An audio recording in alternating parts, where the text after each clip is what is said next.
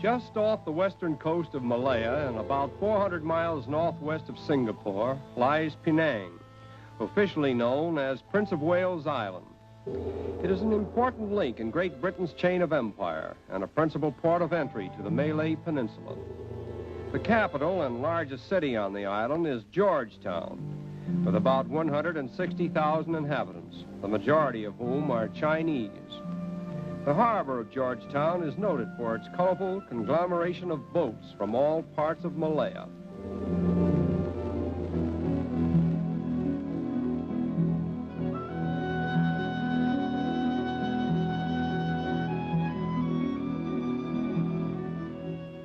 The principal products of the Malay Peninsula are rubber, tin, and copra, as well as coffee, spices, and rice, all of which go to make up the cargoes of the ships that pass to and fro in the harbor of Georgetown.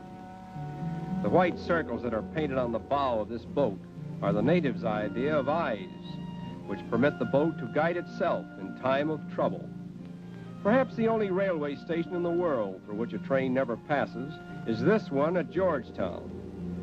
The railway terminus is on the mainland, and all passengers must use ferry steamers to connect with their trains. Of all the strange cargoes that have sailed into this harbor, the oddest were those of the Yankee clippers that carried cargoes of ice to Penang over a century ago. Even today we may see here ships that are not unlike the Yankee clippers of old.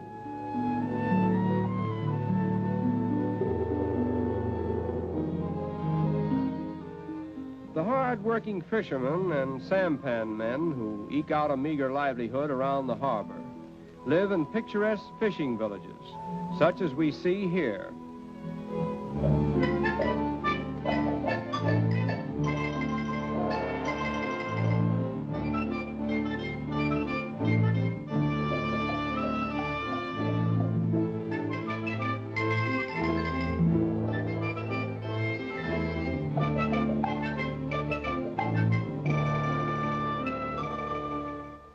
On the busy docks of Georgetown, we find a mixture of Chinese, Malays, and East Indians, the most aggressive of whom are the Chinese. The Tamil and the Hindu add to the stock of local labor. But of the many successful merchants here, the majority are Chinese, and their language, customs, and architecture are predominant.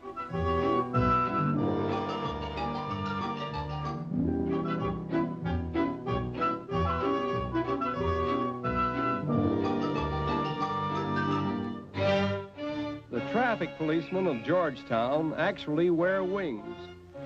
This odd custom, however, was not so much of a heavenly thought as an earthly one, for the intense heat of Penang inspired it, so that the policeman on a hot day need not overexert himself in guiding the traffic. If one could read the signs on the front of these buildings, one would realize that in this part of Malaya, it is the Chinaman who is the merchant, the farmer, the architect, and the financier. Jinrikishas are the taxi cabs of Georgetown, and their owners take great pride in decorating them with artistic designs. On a meager diet of rice and dried fish, a rickshaw coolie can trot for miles under a tropical sun and keep it up as long as he can find passengers to pay his modest tariffs. Among the many interesting events that come and go in the course of a day is the Chinese funeral procession, adding color and music, but no outward sign of grief to the traffic of Georgetown.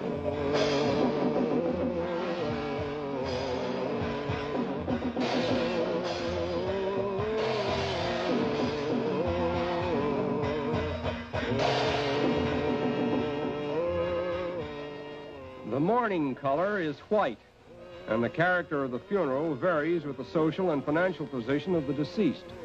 Funerals are of great importance to the Chinese, and no sacrifice is too great for a son to make in behalf of his deceased parents.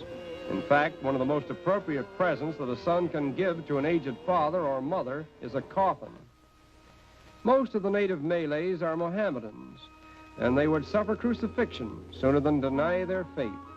But they are not bigots. In fact, they are very tolerant and believe that the absence of hypocrisy is the beginning of true religion. among the many oddities in the Chinese religion, is snake worship. And for that purpose, this world-famous snake temple was erected in Penang. Ancestor worship and filial piety, however, form the real religion of the Chinese. A man shall ever pay tribute of deep reverence to his parents during their lifetime, to their spirits after death, and so to the spirits of all his ancestors. And this faith colors every act in the daily life of the individual Chinese.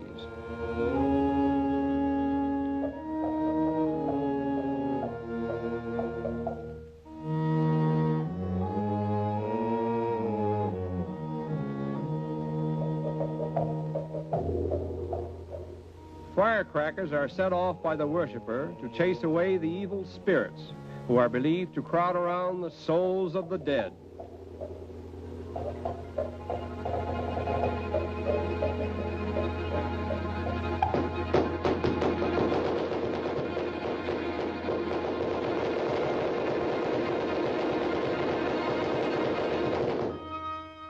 Chinese receptacles supporting wooden branches, called snake trees, are placed in and around the temple for the convenience of the sacred snakes.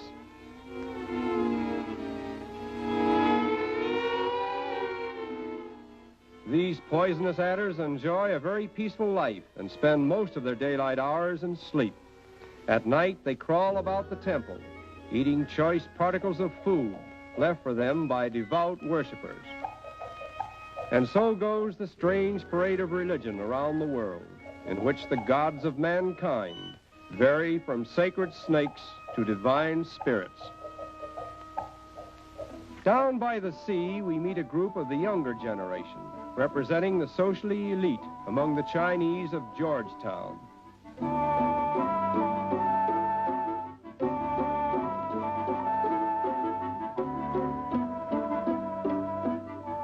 The Malayan Chinese girls are famed for their charm and beauty.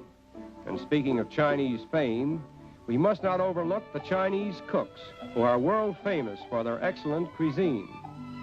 The Chinese have two substantial meals in the day, luncheon and dinner.